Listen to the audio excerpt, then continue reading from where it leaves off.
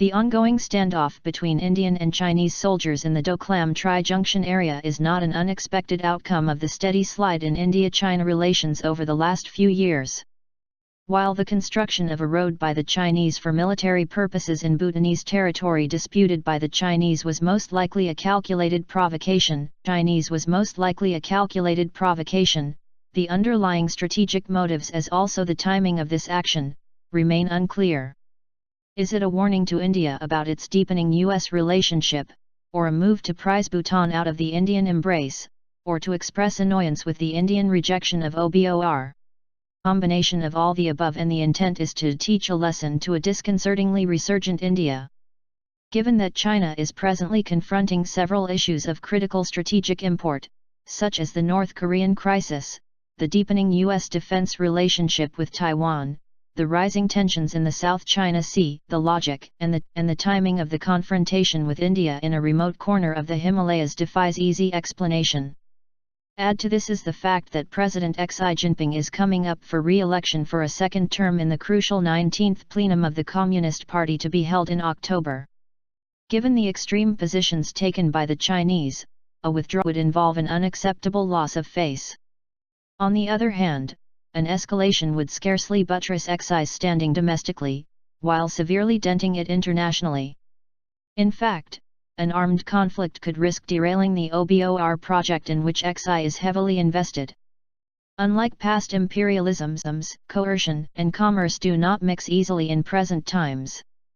When Xi took over in 2012, China stood tall among the ruins of Western capitalism devastated by the Great Recession of 2008. The most important task facing the Chinese economy was the rebalancing necessary to address the structural problems created by the weakening of the export engines and the over-reliance on investment, which together had been the primary drivers of its spectacular growth. Xi, however, has been preoccupied with consolidating his political power, leaving issues of economic reform largely on the back burner. Since China requires rising prosperity to justify the draconian curbs on individual freedoms, allowing growth to slow is a risk which Xi has been unwilling to take.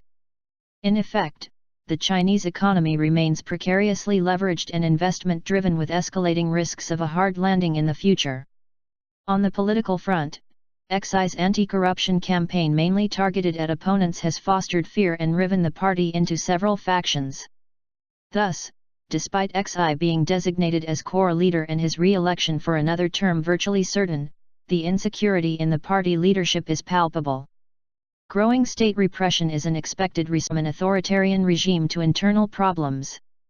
Under Xi, this has been accompanied by an aggressive articulation of territorial claims as an important plank of foreign policy. By this, China has, in effect, abandoned its stated doctrine of peaceful rise, which had provided to the world an anodyne explanation of its growth. However, as Edward Luttwak has argued, China's premature assertiveness could prove self-defeating, as it may propel other powers such as the US, Japan and India to unite against it. The Doklam venture is almost certainly a Chinese miscalculation. It was likely born of the confidence that the strategy of threats and belligerence, which proved so effective against some Southeast Asian nations, would quickly settle the matter in their favor as in a Sun Tzu script without firing a shot. However, given the unwavering stand taken by India, supported by Bhutan, there do not appear to be any winning options for the Chinese present.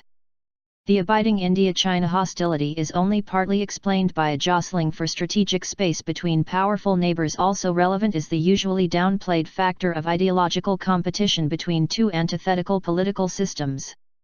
Democracy is the most hated word in the lexicon of the Chinese state. The threat to China from a rising India is not military. It is from the demonstration effect of a successful democracy, which could prove potentially destabilizing to a totalitarian system.